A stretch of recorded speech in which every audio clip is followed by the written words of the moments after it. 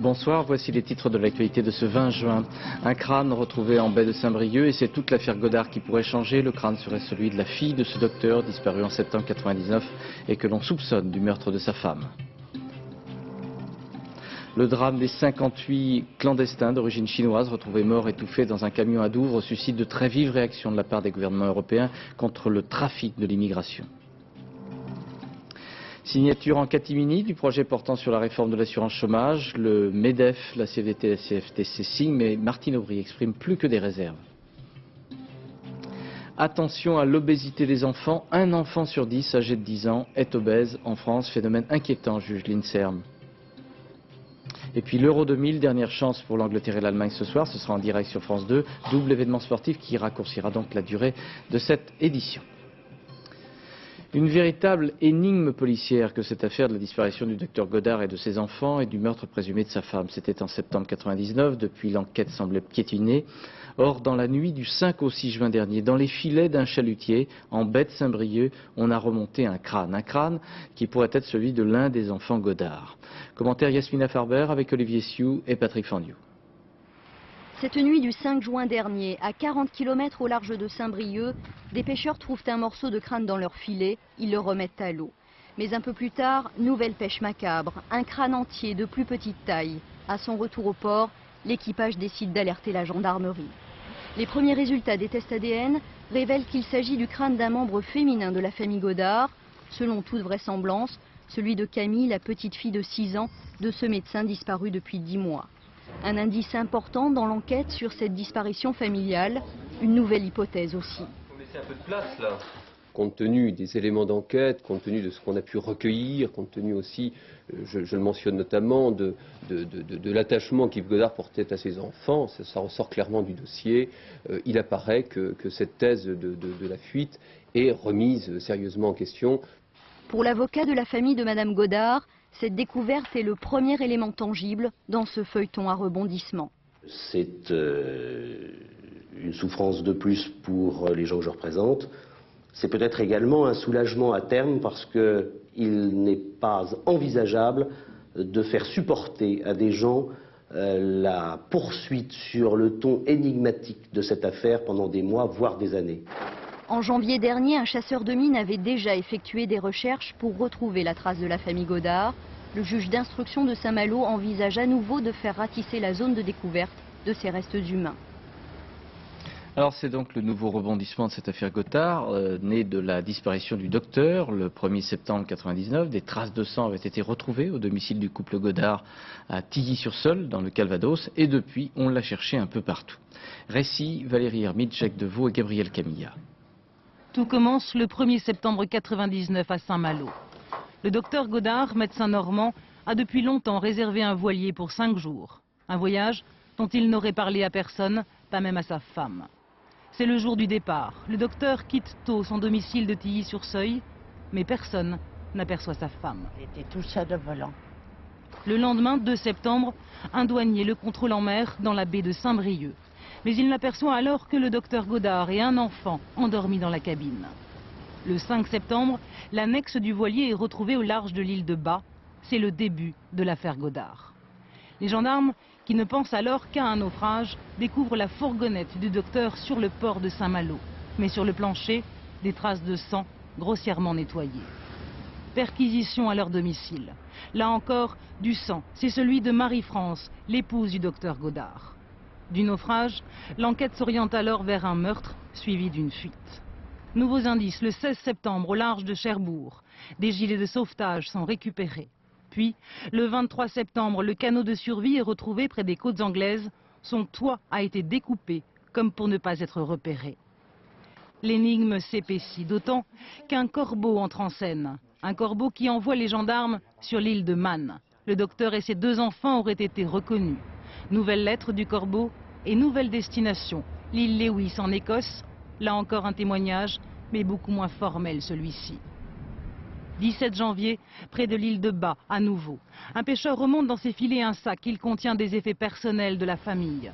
L'enquête devient un casse-tête pour les gendarmes. où les nouveaux éléments viennent chaque jour contredire les premiers. Suicide, sabordage, naufrage, meurtre, fuite, tout est possible, mais rien n'est jamais prouvé.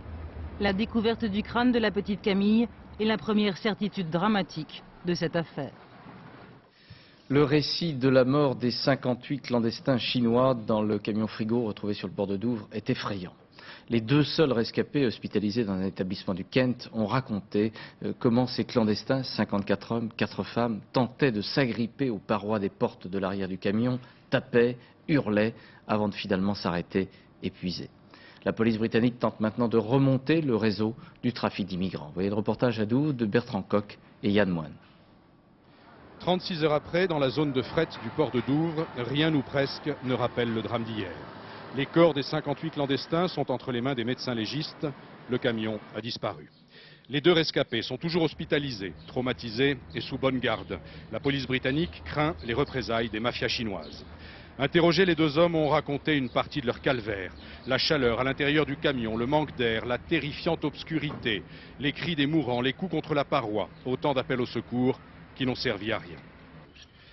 Tout à l'heure, l'homme qui dirige l'enquête a confirmé devant la presse que les victimes étaient chinoises, originaires de la province de Fujian et toutes âgées d'une vingtaine d'années. À ce stade, c'est à peu près tout ce que l'on sait. 58 jeunes gens ont perdu leur vie. Ces victimes ont toutes des familles. Et nous sommes déterminés à identifier chacune de ces personnes et à faire en sorte que les responsables de cette tragédie soient traduits devant la justice. À défaut, les autorités en appellent aux Chinois d'Angleterre. Tous les renseignements sont les bienvenus. L'homme dont on attend beaucoup, c'est le chauffeur du camion. Il est accusé d'homicide involontaire, toujours en garde à vue et interrogé sans relâche. C'est une enquête qui s'annonce longue et difficile, avec des victimes qui n'ont pas encore de nom, 2 témoins dont on craint pour la vie, et un prévenu qui n'est qu'un comparse, simple maillon d'une chaîne avec des ramifications dans toute l'Europe. Les Anglais ne cachent pas qu'ils auront besoin d'aide pour la mener à bien. Aux Pays-Bas, cet après-midi, un habitant de Rotterdam a été arrêté dans le cadre de cette enquête sur la mort des clandestins. Ce drame a choqué aussi bien à Pékin qu'à Porto, où se trouvaient réunis les dirigeants de l'Union européenne. Jacques Chirac et Lionel Jospin ont insisté pour que cette situation d'immigration clandestine soit plus nettement combattue.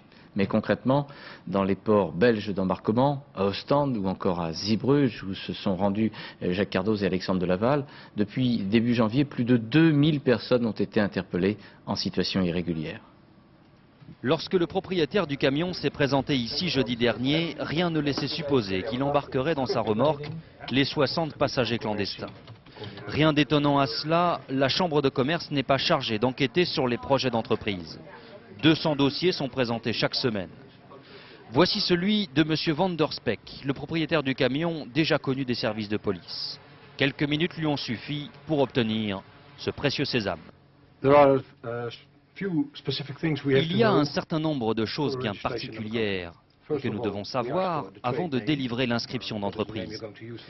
Nous devons tout d'abord savoir la marque, la raison sociale, l'adresse de l'entreprise et bien sûr des informations plus personnelles sur le nom du propriétaire. Et dans ce cas, vous n'avez pas eu le nom du camion? Non.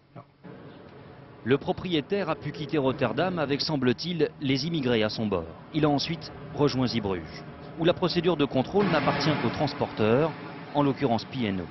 Le camion est précisément passé par ce poste, mais de l'aveu même de la compagnie, il n'a eu qu'à payer, il n'a pas eu à subir une procédure de contrôle de base, le contrôle des papiers et bien sûr le contrôle du numéro des scellés. Nous avons des 300 000 camions par an, donc on ne peut pas tous les contrôler. Et d'autres transporteurs disent que c'est aux transporteurs de tout vérifier. Oui, les documents doivent être en ordre et aussi les marchandises qui sont dans le camion. Mais là, ça n'a pas été le cas. Non. Depuis l'espace Schengen, la gendarmerie et les douanes n'interviennent eux aussi que très rarement et dans le cadre d'enquêtes. De Rotterdam à Zeebrugge, le jeune propriétaire du camion a pu passer tous les filtres sans encombre. Et pour cause, chaque étape relève de la simple formalité, même lorsque l'on est recherché par les services de police. Et ça continue cette immigration clandestine terrible. Aujourd'hui, dans le sud de l'Andalousie, près de Mijas, ce sont 36 clandestins venus du Maroc et d'Algérie qui ont été retrouvés dans une camionnette entassée dans 6 mètres carrés. Commentaire Valérie Fourniou. Volontaires pour la traversée de l'enfer, épuisés et malheureux d'avoir été pris sans réaliser encore qu'ils ont échappé à la mort. Ces 36 clandestins marocains et algériens étaient entassés sur 6 mètres carrés à l'arrière d'une camionnette. Pour rejoindre Gibraltar, ils avaient tous traversé le détroit en barque, avant d'être arrêtés 4 jours plus tard à Miras, près de Malaga. C'est la soif et le manque d'air qui les a poussés à se trahir, à entrouvrir une porte. Ils n'avaient pas d'eau. Avec cette chaleur étouffante, c'est ce qui leur a donné l'idée d'ouvrir la porte arrière pour avoir un peu d'air. Là, on les a vus, c'était vraiment pitoyable. Quand ils sont arrivés ici, ils sont vraiment revenus à la vie. Du voyage, il y avait également 6 mineurs. Hospitalisés dès hier soir, ils souffrent comme ces adultes de malnutrition et de déshydratation. Le chauffeur de la camionnette qui conduisait sans permis de conduire a été arrêté. La police espagnole cherche à présent les autres membres du réseau, organisateurs du trafic, un trafic qui a coûté la vie à plus de 200 personnes ces 6 derniers mois en Espagne. En Indonésie, dans l'archipel des Moluques, des affrontements entre musulmans et chrétiens ont fait au moins 116 morts lundi. Des maisons et des lieux de culte ont été incendiés.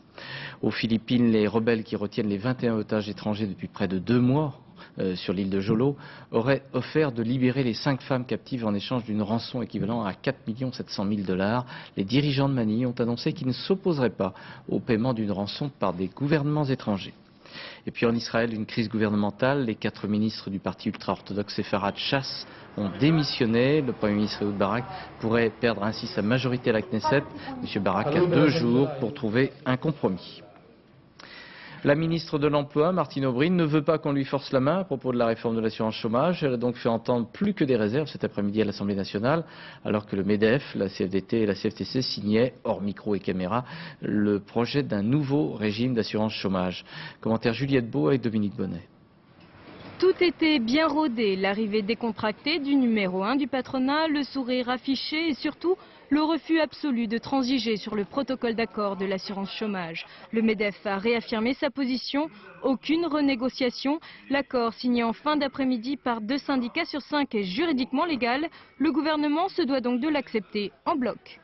C'est un bon accord, le gouvernement a bien entendu tout intérêt à l'agréer. Nous nous y attendons, c'est la tradition républicaine. Quant aux syndicats non signataires, ils ne veulent pas s'avouer vaincus. Lors d'une réunion au siège de Force ouvrière, ils ont élaboré de nouvelles propositions. Elles sont à l'entière disposition du MEDEF. Pour nous, les négociations ne sont pas terminées. Nous, c'est ce que nous écrivons et c'est ce que nous avons dit au patronat. Nous sommes prêts à continuer les négociations. Nous avons jusqu'au 30 juin minuit pour aboutir à un accord. 2 blocs, et c'est à Martine Aubry de trancher, à elle d'avaliser ou pas la réforme de l'assurance chômage. Et pour l'instant, la ministre de l'Emploi se contente de prôner le dialogue. La négociation, ce n'est pas la politique du tout ou rien, ni entre le patronat et les syndicats, ni entre les partenaires sociaux et l'État. Tout particulièrement quand nous partageons un domaine de responsabilité commune, aider les chômeurs à retrouver un emploi et les indemniser lorsque nous ne sommes pas capables de le faire.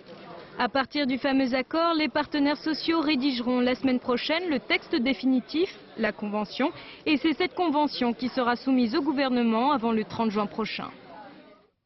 À entendre les positions, ça sent l'affrontement quand même, non? Oui, on peut le dire. La vie de tempête est annoncée pour le MEDEF, soutenu par une CFDT et une CFTC pas toujours très à l'aise. La négociation est en effet terminée. Le protocole va être transformé en convention, un texte plus juridique que l'État devra ou non agréer avant le 30 juin. Et si c'est non, eh bien l'accord deviendra un simple chiffon de papier et le MEDEF claquera la porte de l'UNEDIC. Alors pour le gouvernement, c'est tout simplement du chantage. Le patronat nous met un pistolet sur la tempe, mais ce n'est pas dans l'habitude du Premier ministre de céder, nous disait tout à l'heure un conseiller. Le gouvernement, qui est soumis à la pression de sa majorité plurielle, s'en tient à quelques principes qu'il veut voir figurer clairement dans la Convention. L'égal accès de tous les chômeurs à l'emploi, le maintien du rôle de l'ANPE, et puis le règlement en partie au moins des 30 milliards que l'État a avancé à l'UNEDIC. D'accord, il faudra bien en sortir, il y a des hypothèses. Écoutez, actuellement on peut en faire 3. 1, le patronat ou le gouvernement recule, mais ce n'est pas vraiment dans leur tempérament. 2, les partenaires sociaux parviennent à modifier la rédaction de la Convention, ça relèverait un peu du miracle.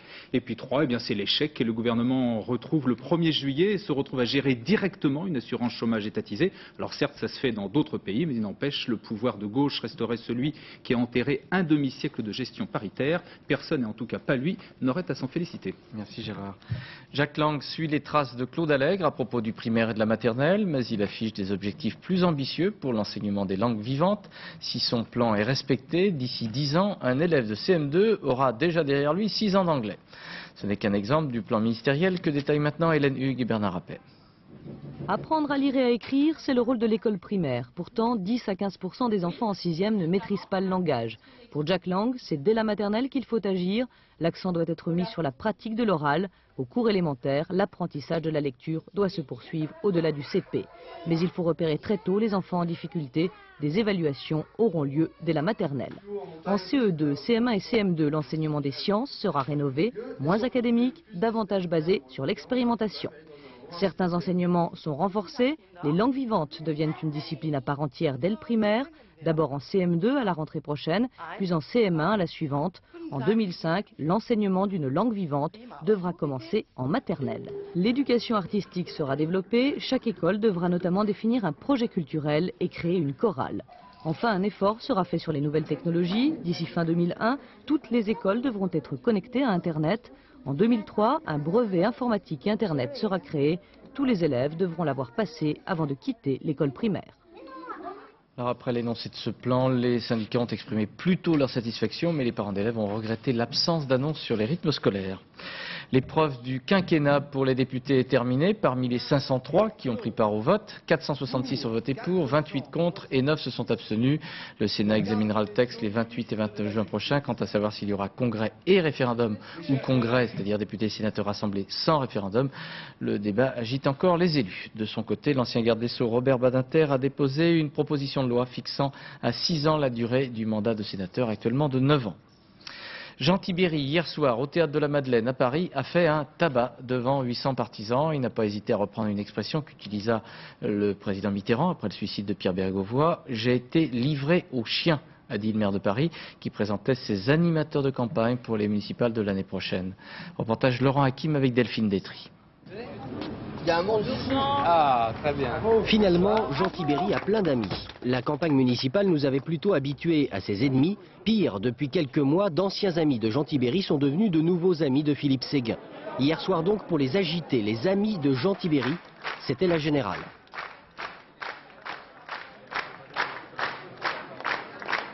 Bienvenue au Théâtre de la Madeleine. Simone Valère et Jean de Sailly ont ouvert leur théâtre à leur ami, le maire de Paris.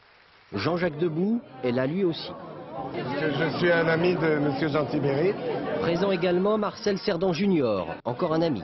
Je suis là ce soir parce que j'aime Paris et que Tibéry s'occupe bien de Paris. Dans la coulisse, surprise, on croise même un juge d'instruction ami de Jean Tibéry, Jean-Louis Bruguière. La salle est surchauffée, le maire de Paris et du tout Paris dénonce les attaques dont il fait l'objet à droite. J'ai été le bouc émissaire, j'ai été livré aux chiens moi aussi, et l'on a joué avec l'honneur et la dignité. Je ne me sens pas dissident, je me sens avec vous résistant. L'équipe de campagne est désignée, mais tout n'est pas encore au point, il reste à choisir les têtes de liste et à régler quelques problèmes techniques. D'abord, la sono.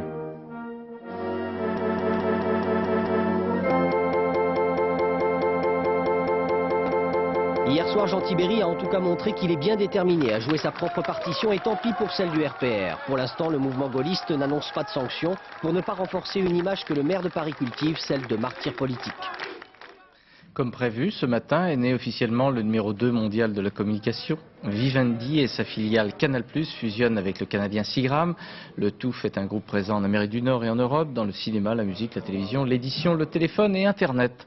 La capitalisation de ce groupe Vivendi Universal serait de l'ordre de 100 milliards de dollars.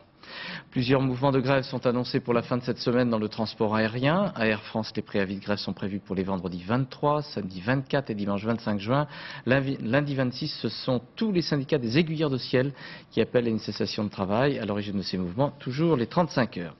Et puis aujourd'hui, c'était les infirmiers des blocs opératoires qui manifestaient à Paris, venus d'un peu partout de France. Ils sont en grève depuis 4 semaines. Ces infirmiers, qui sont au nombre de 4000 en France, réclament une clarification de leur statut. Il y avait également des défilés, comme ici à Pau ou encore à Montpellier dans l'Hérault, où 13 cliniques privées sont bloquées par une grève à propos de problèmes salariaux.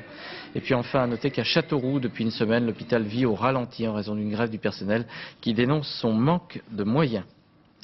Une sorte de mise en garde très ferme vient d'être faite par l'INSERM. L'Institut national de la santé et de la recherche médicale affirme qu'un enfant sur 10 est obèse à l'âge de 10 ans en France. Il y a donc nécessité de prévention et de dépistage.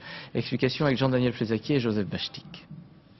Visite de contrôle pour Claire, 22 mois. Et comme pour tout bon examen, on se déshabille complètement.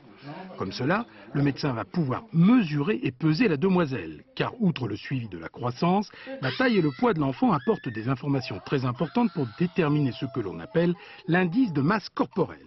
Depuis 1995, dans le carnet de santé, figure une page consacrée à cet indice. Une petite formule mathématique permet de savoir si un enfant court le risque de développer une obésité dans les années qui suivent. Si la courbe est anormale, c'est que quelque chose ne va pas dans son alimentation ou dans sa façon de vivre. Ça m'est arrivé dernièrement, un déséquilibre qui s'est installé chez une petite fille qui avait reçu une cassette vidéo d'un film de Walt Disney qu'elle se passait 5 fois par jour. Du coup, elle était bloquée devant la télévision, elle ne bougeait plus et son indice de corpulence a commencé à augmenter de façon anormale. La télé, l'ordinateur, les jeux vidéo sont montrés du doigt par les spécialistes de l'obésité car ils rendent les enfants inactifs. Deuxième ennemi, les produits riches en énergie. Manger une barre chocolatée ou un biscuit riche en énergie 1 heure avant de manger n'est certainement pas une très bonne chose pour l'apprendre à réguler ses apports alimentaires. Les experts demandent que l'étiquetage de ces produits soit beaucoup plus informatif, comme c'est déjà le cas par exemple pour cette boisson à l'orange. Ils ont aussi insisté ce matin pour qu'on exerce un contrôle accru de la publicité pour ces produits. Et vous croyez que vous arriverez à éduquer leur goût pour qu'ils résistent à ces tentations? Je l'espère, je pense que ça fait partie d'une éducation comme les autres, l'éducation au goût, l'éducation aux différentes saveurs, donc on peut toujours essayer. En quittant le cabinet, Claire a eu droit à un joujou et à un petit ourson, en peluche, pas en chocolat. Près de 15 000 enfants invités à gravir des sommets montagneux. C'est une opération exceptionnelle, originale, à l'initiative du Conseil général de Haute-Savoie, qui se déroulait aujourd'hui avec pour objectif sensibiliser des enfants de 6 à 10 ans, non seulement au plaisir de la randonnée, mais aussi à la sécurité en montagne. Opération suivie par Didier Guyot et Philippe Évêque au plateau des Glières, en Haute-Savoie. On a envie de leur faire connaître un peu ce qui se passe en montagne et en forêt, et faire partager un peu nos connaissances, pour qu'ils s'y intéressent et puis qu'ils aient envie de revenir aussi. L'amour de la randonnée et de la nature, Jean-Paul Roxet, accompagnateur en montagne, aimerait le transmettre à ces milliers d'enfants de Haute-Savoie. Ce matin, 500 classes au même moment se lançaient à l'assaut de 34 sommets, une leçon de choses grandeur nature. Comment il s'appelle le petit chamois? Le chevreau. Hein? Le chevreau, tout à fait. La volonté et le sens de l'effort, c'est également le message que les organisateurs ont voulu passer auprès des enfants. La montagne, cela se mérite. Et puis il y a cette nature superbe tout autour. Cette nature et ces mondes mystérieux. Une fourmilière, des animaux, une fleur et un environnement qu'il est bon aussi de savoir préserver. Pas de polluants dans notre environnement, non à la pollution. Il y a beaucoup mieux pour nos poumons. Si on jette trop de déchets, ça pollue. Et après, ça salit la nature. Ciao les jeunes, à bientôt. Les sportifs de haut niveau, les montagnards représentent de parfaits exemples à suivre pour les enfants. Parmi eux, 2 marraines de l'opération, Christine Janin, alpiniste, et Martine Charrois, la fille de Roger Frison-Roche. C'est vrai qu'en montagne, on redécouvre toutes ces valeurs qui sont l'effort, la solidarité, le dépassement de soi. Et puis se bagarrer, je crois que la vie, c'est des montagnes, des sommets à atteindre en permanence. Et si des jeunes, ils ont cette ténacité, cette volonté d'arriver à un sommet, la symbolique du sommet, c'est très fort, mais dans la vie, ils auront cette force. À midi, les 15 000 enfants parvenaient sur les 34 sommets. On appelle cela la magie de la montagne. Réquisitoire cet après-midi à Bernay, au tribunal correctionnel, dans l'affaire du carambolage de l'autoroute A13, carambolage qui avait fait 12 morts et 94 blessés en septembre 1997. Le procureur a requis des peines allant d'une amende simple jusqu'à 12 mois de prison ferme à l'encontre des 25 conducteurs poursuivis. L'Euro 2000, entre compétition dans les stades et violences dans les rues, ce soir, et ce sera en direct sur France 2, l'Angleterre affronte la Roumanie à Charleroi et l'Allemagne joue contre le Portugal à Rotterdam. Les hooligans anglais sont très particulièrement redoutés et surveillés. Voyez le reportage de Joël Bruandet avec Guillaume Fautra. Pour les policiers et les gendarmes belges, Angleterre-Roumanie n'est pas un match à haut risque. Pourtant, ils sont là et multiplient discrètement les contrôles de supporters aux abords de la place Charles II.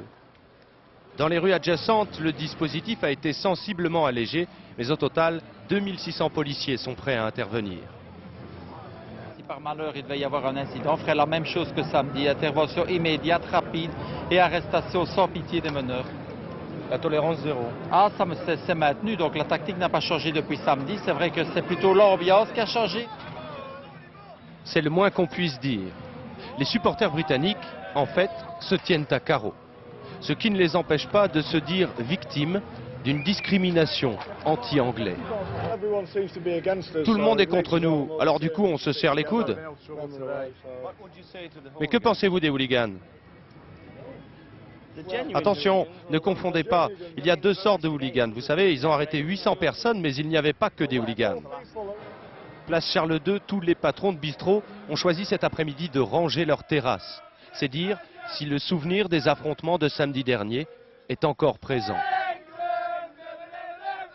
Alors sur le plan sportif, le Portugal est qualifié pour les quarts de finale d'ores et déjà. L'Angleterre comme l'Allemagne jouent leur dernière chance de qualification ce soir sur France 2 en direct. Donc. Et hier soir, la surprise est venue d'Anvers où la Turquie a battu la Belgique 2-0 et accède ainsi pour la première fois de son histoire à un quart de finale d'une compétition internationale. Comme vous pouvez le voir, le gardien belge de Wild était plutôt défaillant. Il a bien facilité la tâche des Turcs. Voilà, nous arrivons à la fin de cette édition. Je vous rappelle l'actualité concernant la découverte en baie de Saint-Brieuc, un crâne retrouvé dans les filets d'un chalutier. C'est toute l'affaire Godard qui pourrait changer. Le crâne serait en effet celui de la fille de ce docteur, disparu en septembre 1999 et que l'on soupçonne du meurtre de sa femme. Dans quelques secondes, la météo avec Sophie Davant. Et puis donc, pour le même prix, Angleterre-Roumanie et Allemagne-Roumanie. Angleterre-Roumanie et Allemagne-Portugal, pardon. Commenté par Pierre Sled et Christophe Josse. Le dernier journal, c'est à 0h35 avec Florence Duprat, suivi du magazine culturel Culte Fiction. Demain à 7h50, dans les 4 vérités, Gérard Morin recevra M. Hubert Védrine. Et puis à 13h, vous retrouverez Karl Gessler et Rachid Arab. À demain 20h. Bonsoir. Merci.